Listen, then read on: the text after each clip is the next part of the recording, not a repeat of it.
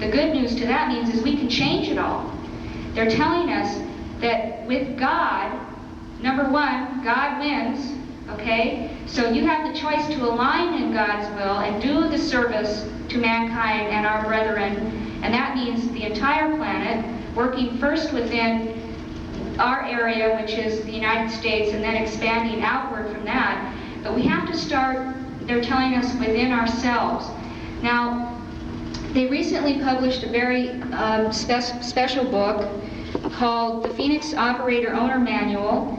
It's sort of a self-help manual. This is the first. I'm going to name several books for those of you, whether you're skeptics or whether you know and you hear the truth and already know it and you're getting validation. These books that I'll be talking about are the series that will bring you back and help you remember your divine connection and how to get in touch with God, because you don't need a church. This is not a religion. There is only you and God.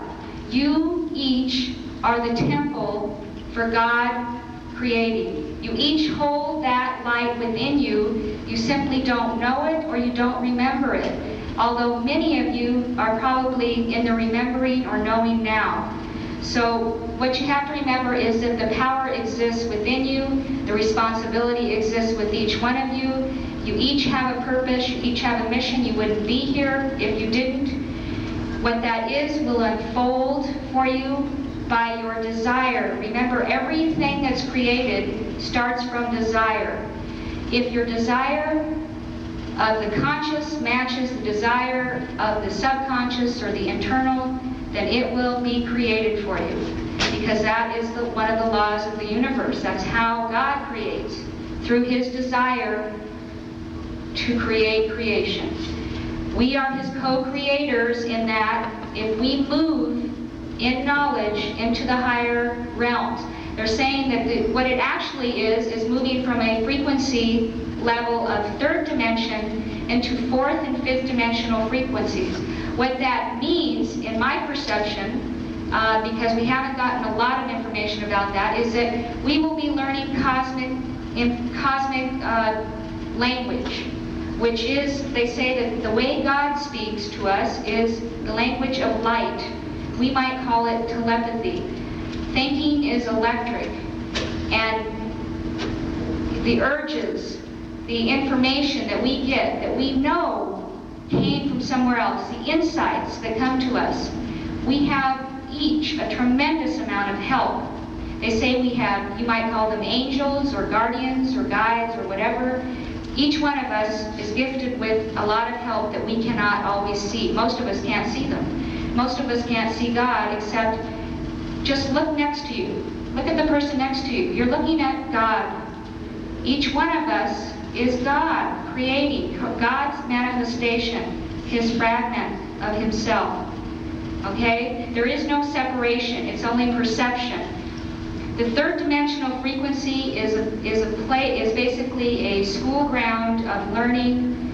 It's the place where the soul that's created of God gets its most knowledge. In other words, that's why the reincarnation process, we spend a lot of time in third dimensional, not just on this planet, but there's over 107 billion planets just in this galaxy that are occupied. So we can go to other planets if we do not make the transition at this time. This is a graduation, so to speak, into a higher realm of awareness. They're telling us by getting ourselves back into alignment with the laws, the cosmic laws, we have to do that in order to commune and be in service, because there will be no adversarial behavior and activity allowed in the realms of God. It just isn't possible. It doesn't work that way. That's not the way the cosmos works. So this book, the Phoenix Operator Owner Manual, it was basically transmitted by our Lord Sananda, Jesus Christ, however you wish to view Him, Lord Michael, which is an archangel, and also one called Saint Germain. It has the laws of God and creation governing human on earth as well as the cosmic laws. It has a document called How to Recognize the Antichrist Within You by monitoring your thoughts, words, and deeds, what things to look for. One of the biggest tools of the adversary is fear. If the adversary can scare you and immobilize you by your fear, he can keep you not in action to do anything about your predicament or to keep your head in the sand. And that is the bluff, basically. The intimidation and the fear tactics. So you have to learn to recognize your fear, acknowledge it, and be able to overcome it. So the thing they say about fear is that information is information. Everything you've gotten today is information to you right now. Some of it you may already know, some of it you may need to research on your own. But your response to that is your choice.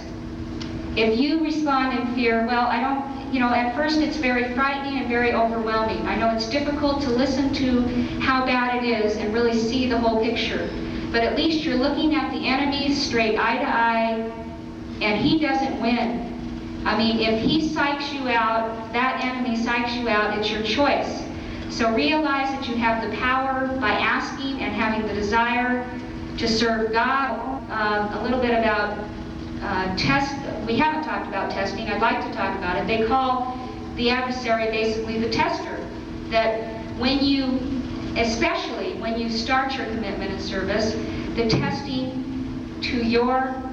challenge is the testing to your ability to serve. You will be tested, and the testings are designed to try and pull you off your path. So your relationships will suffer, your businesses, everything to do with your life will be challenged. Anything that does not come into alignment, basically what it's doing is bringing everything back into alignment with God. And anything that's out of alignment is going to come to the surface for you to deal with and acknowledge, learn about, and release. So they want you to know about the laws of God and creation. So you have those, you have how to recognize the Antichrist, and then the other tool of the Antichrist is guilt. It's a very big one that is used. They talk about the most religions have a god, or many religions have a god of wrath and fear, and also makes you feel quite guilty if you don't conform to the rules according to whatever that preacher tells you. Remember that everything you've been taught by your minister or by your so-called holy book may not be fact. So you have to learn to go within and learn your own discernment about what is truth from a spiritual standpoint. I can talk to you all day long, but I cannot give you the knowledge I have. I can impart to you the information gleaned from my experience, and it will either match with what you already know, or it will cause you to think about it more in order to find the balance that you're looking for. So that's what I hope to be able to allow you to do, because they're telling us that as this nation, united we stand, divided we fall. So we have to unite together. And what we would like to say is that it doesn't matter how you believe. We do not want to threaten your belief system religiously. We want you to take our hand as a patriot and help get our Constitution back and do the things you're comfortable with. Come into your own comfort with God and creation. Be open and open-minded to the information, because there's a possibility, all we're suggesting is there's a possibility you may have been misled in your Christian teachings. It doesn't mean that what I would suggest is that if this threatens you in any way, that maybe it's something you need to look at and something you might need to change within yourself. When you are firm in your foundation with God, nothing can threaten that, nothing can take that away. You could be put into prison, nobody can, because basically God is mind. God is not, He is like the mind creation, the mind center intelligence of all creation. So we are basically a part of His mind, a part of His thinking. So you can go within yourself, and they're teaching us how to do that in the new books I'll be talking about, how to commune with God and go within and be in constant communion, because that's basically what meditation is. It's not go sit on a hilltop and for 3 hours sit by yourself and hope that, concentrate and sit there. And of course, your mind's going a mile a minute. What they're saying is deconcentrate. In other words, you want to get to a state where you don't even feel your body anymore. All you are is mind. And in that state, do you come into allowing the knowledge of God to come? Not by trying to concentrate and do all of these ohms and all of these activities. There's nothing you have to do except be quiet for a moment and do that and commune. What I would like to do is share a prayer with you. What prayer is, to me, is a focus of intent, of desire to be closer to God. So in the wording of the prayer, I would just like you to think of the meaning behind the words and what they mean to you, so that you can feel God's light and love closer to you in this room. There's many prayers throughout the journals, and this particular one is my favorite, and I've made extra copies for those of you who would like one. They're free at the table in the back there. So if you will just please relax, ask for God's light to surround you, protect you, and guide you however you view God, and I will read the prayer to you. My Spirit, my Lord, my Father, you are great, and I have stumbled in my way. You are all possible, all capable, omnipotent, omnipresent.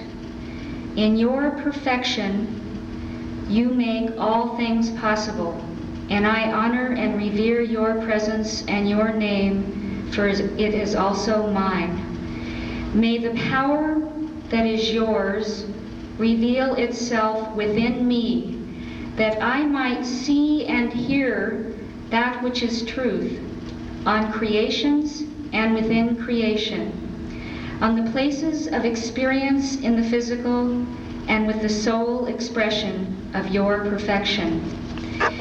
Give unto me this day that which you perceive I need to sustain in your service. Let me recognize those things which are transgression within self and upon another, that I might be given into total love and forgiveness of any transgressions perceived upon me.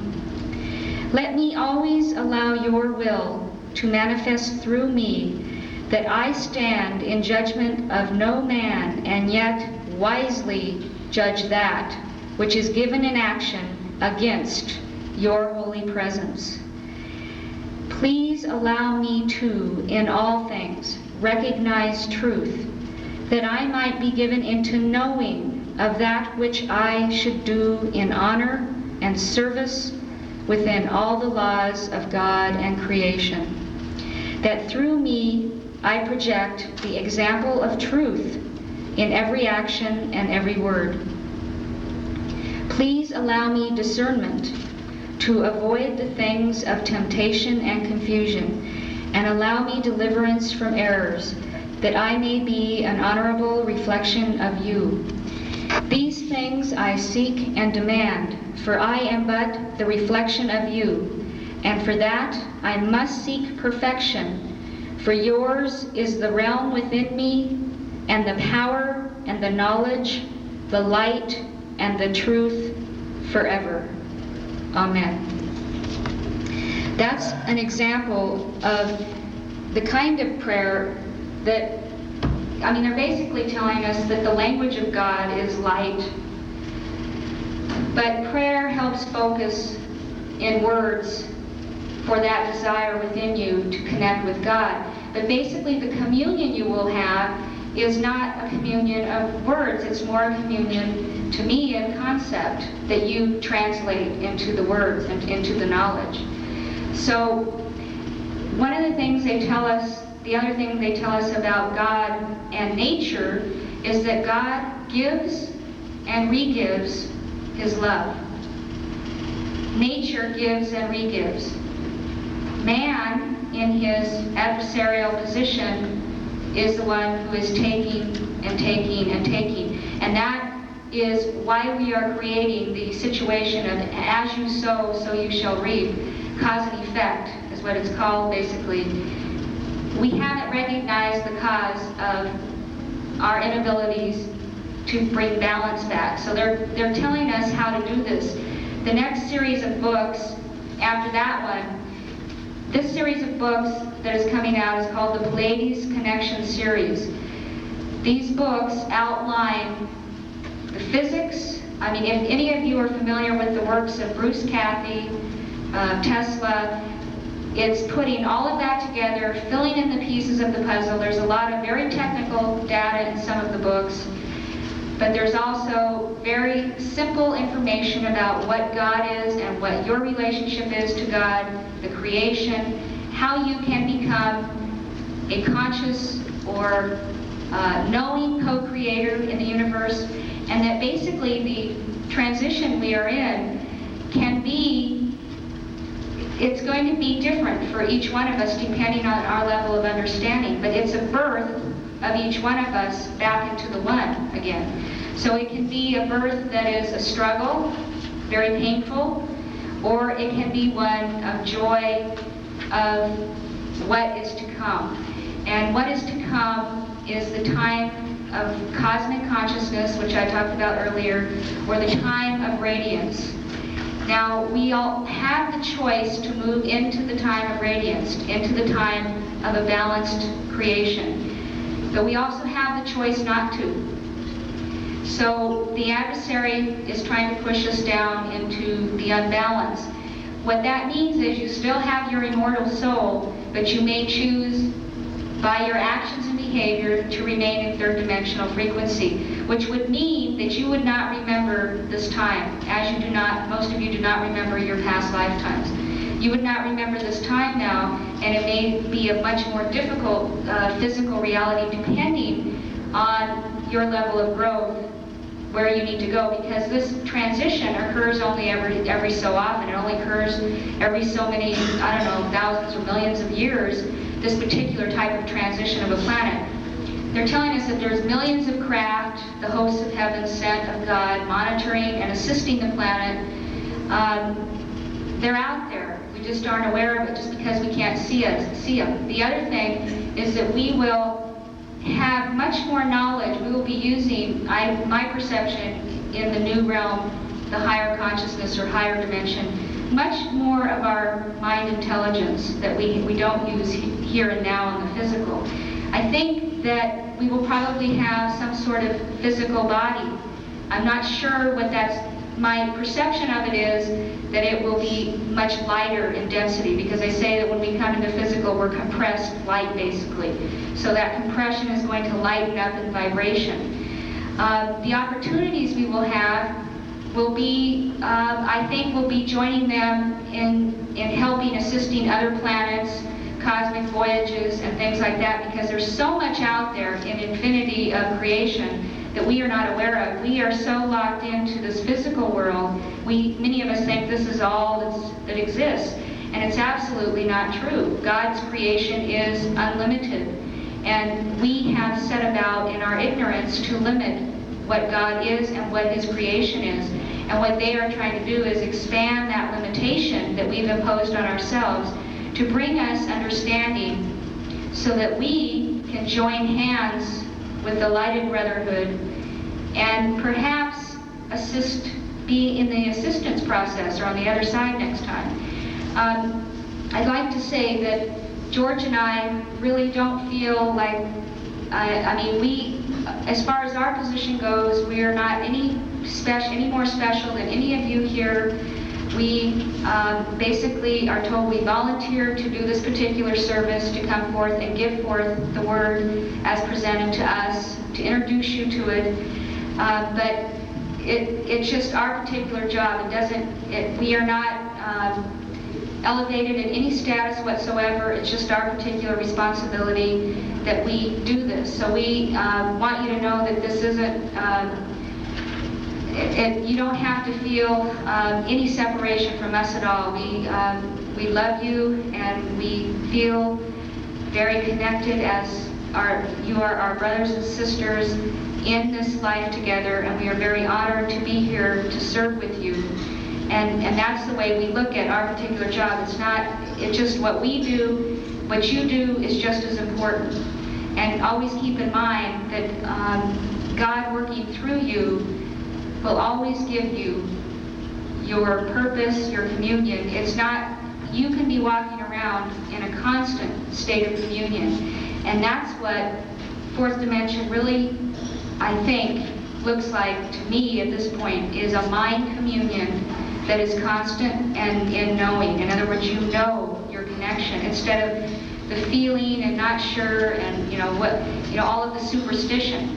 They say that our society is basically very superstitious and very spiritually primitive for the most part. There have been exceptions to that, individual exceptions, and also many of the Native American cultures understood the one law, the law of one, and the one connection, and they honored the planet, and they blessed the planet for the food that they got, and they blessed the Father for giving them the life to sustain them.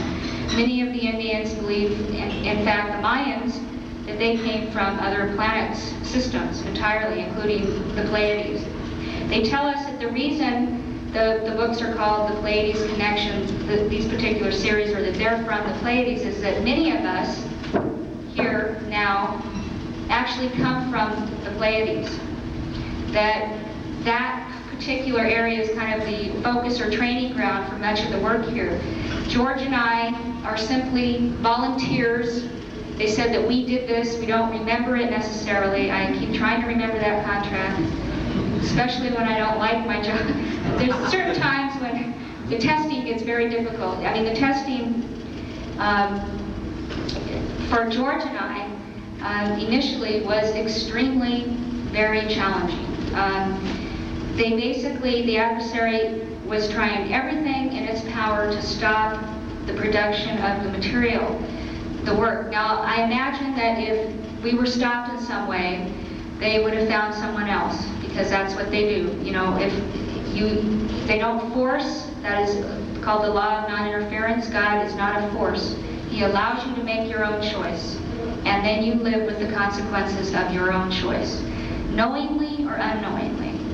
But the testing for George and I was in the beginning, when we first got that document he was talking about. I didn't want any part of it. We, at that time, lived in Southern California in a place called La Costa. I was a volunteer. I was a social volunteer for Children's Hospital, and I helped run our little mail order publishing company. I played tennis 5 times a week, and basically enjoyed life as I understood it then. What I thought was the epitome of enjoying life in the material world. Well, we've come a long way since that day and that time, but for the first 2 or 3 months, I was very, very resistant about anything to do with, number one, a space command telling us what we're doing with our planet, and interrupting my tennis lessons and so my life, it was an inconvenience to me at that time. I want you to know that for those of you who have felt or are feeling that, it does pass by your commitment and by support if you have it. George was so strong in his own commitment that no matter what I did or said to him in my anger, he stood firm and loved me even more. In fact, when he would ask Hatonn, what am I going to do? Commander Hatonn, what am I going to do with, about my wife? What can I do for her? He said she has to come into her own understanding in her own time. You cannot force her. Love her and re-give her more love. Because what do you answer to love? When you're angry at somebody and they love you, there's no answer to that. So after a period of time, I think what finally, because I wouldn't read anything for a while, what finally turned me around was a videotape by a Dr. Strecker called the E.T.s Memorandum. And I thought, well, if a human being can write about this stuff, that must be real. I mean, I couldn't believe it would come from there. So I did agree to watch the tape. And when I did, for some reason, a light bulb clicked on for me. So I finally agreed to go and invested to read the material, I started asking lots of questions. In some of the earlier books and earlier newsletters, you will find some of my own questions in there that many of you may have or have had. And I tested it out for a long time before I came into my own comfort. So that is individual. None of us are going to force you to do anything. We don't ask you to believe anything. We ask you to have an open mind, take what we've given you and research it and come into your own knowledge about it. Not belief, but knowledge. And you can do that with God within you. And it's not hard to do. It's your desire. That desire itself is what creates your whole life. So you have to monitor, what do you desire? If you only desire to know and serve God, then you put your life into the best hands there are, basically. Why? I don't know how. I mean, many people wonder how we can come out and do this, or have we been threatened? And yes, we have been threatened. Our lives have been threatened. Primarily George. I'm not a big threat to people, but George has been threatened. You know, it's frightening to me as his wife. You know, you never want to lose someone you love and care about. Even though I know about immortality and I know the connection of spirit, that, you know, spirit never dies.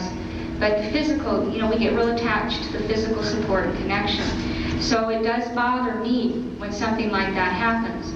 But what really happens is that you get to a point where you trust that God will give you all you need and the support you need and the protection you need as long as you are doing His service. So that is what our protection is. Because everybody says, well, where do I need to go? Where do I need to be? What do I need to do to be protected? Your protection and your safe place is within, with God. Everything else you do, I mean, George and I will continue to travel and to serve, to do this work as long as we are called to do it, as long as we are able to do it. And we cannot worry if there's going to be an earthquake in San Francisco or this or that. We have to know that we will go where we need to go, we will be where we need to be, and God will take care of us if we are doing His service. So that's something that is so personal that nobody can give that to you. It's something you have to find and get and nurture and protect on your own. Your connection with God is so individual, but yet it's the same connection with all of us. So you have to keep in mind that that is what is your lifeline in the times ahead, is God, and your desire to serve His will. Now, they talk about the desire inside and what the mouth says. And often what you ask for, what your mouth says, doesn't match what your heart wants. That's why you think, well, I'm creating my own reality, but it sure isn't working out the way I thought. In some level, if you're asking for abundance, for example, or a new car or something, and you're not creating that, there's something inside of you that is sabotaging that creation, or that doesn't desire it, because the desire has to be from the soul level, and that's what God hears. But also, when you ask of God, you have to recognize what, besides asking what God can do for you, ask yourself, what can you do for God? Okay? You have to give back that which He gives so that He continues to re-give.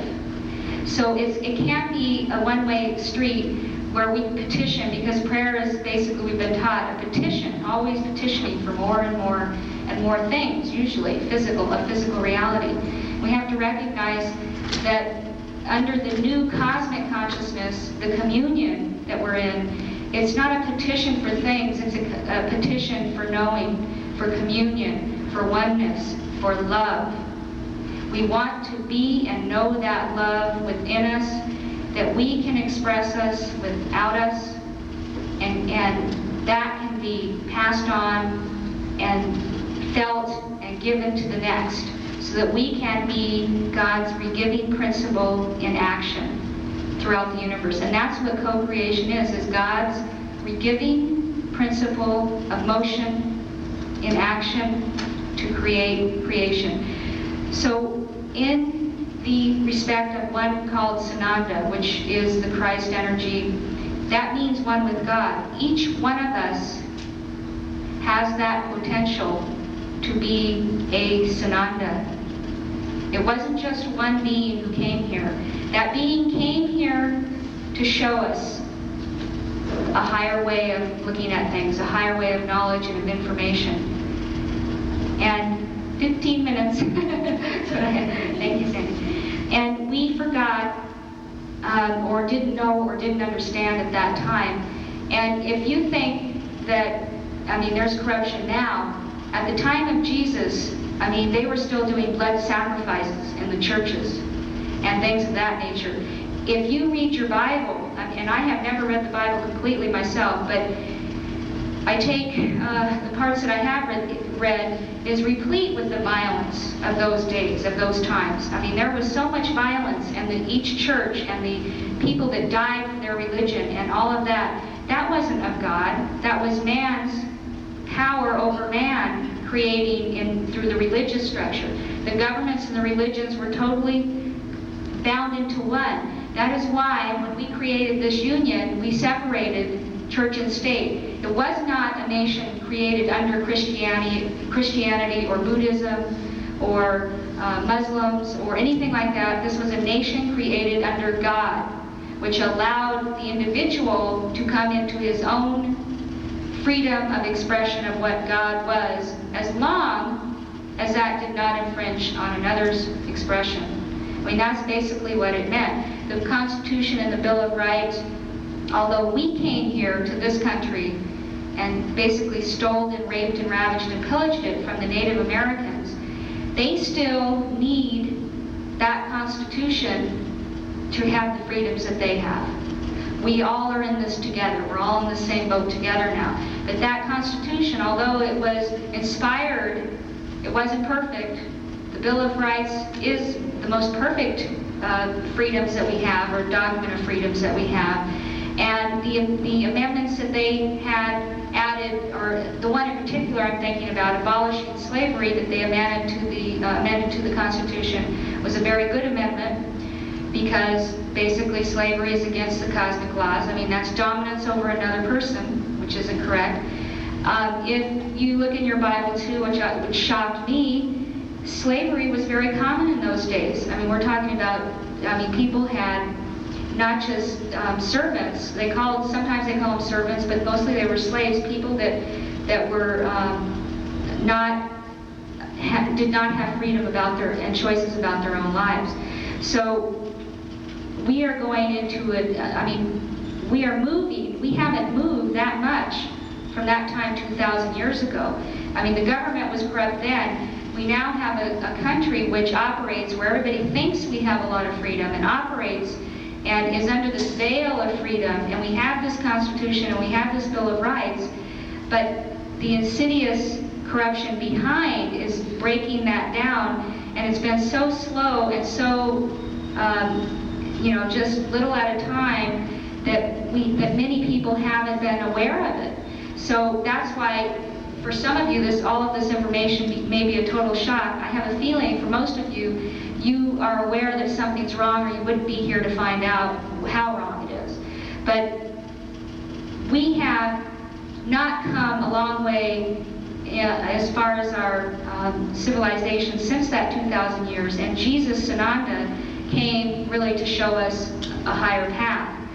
He was totally misunderstood and misquoted, and there was a lot of misperception, but he continued his journey. He did not die in the crucifixion. He went into a comatose state. He felt he was human at the time he existed here. He went through the emotions, the rejection, the fear, all of the same things that we go through. He had to overcome all of that. He knew he would go through the crucifixion. He knew he would survive it. That was part of his initiation, his challenge to his spiritual perfection, which we are all doing at our level as well. Each one of us is moving towards that oneness, towards that Sananda Christ oneness. What that means is he is now in charge of the spiritual transition of the planet. How we do spiritually is his testing for his next graduation as well. So not only are we tested for our own spiritual evolution, but our guides, teachers, the cosmic command are also tested for their spiritual progression as well. As you move into the higher realms, you move into the place of service and love. You may be guides, you may be cosmic space commanders, you may be who knows. But you will be in a place of serving some other being who doesn't have the same knowledge and awareness that you do. So that is the progression of soul. And third dimensional, you have to understand, third dimensional frequency is the lowest or the most physical, dense dimension of the realms.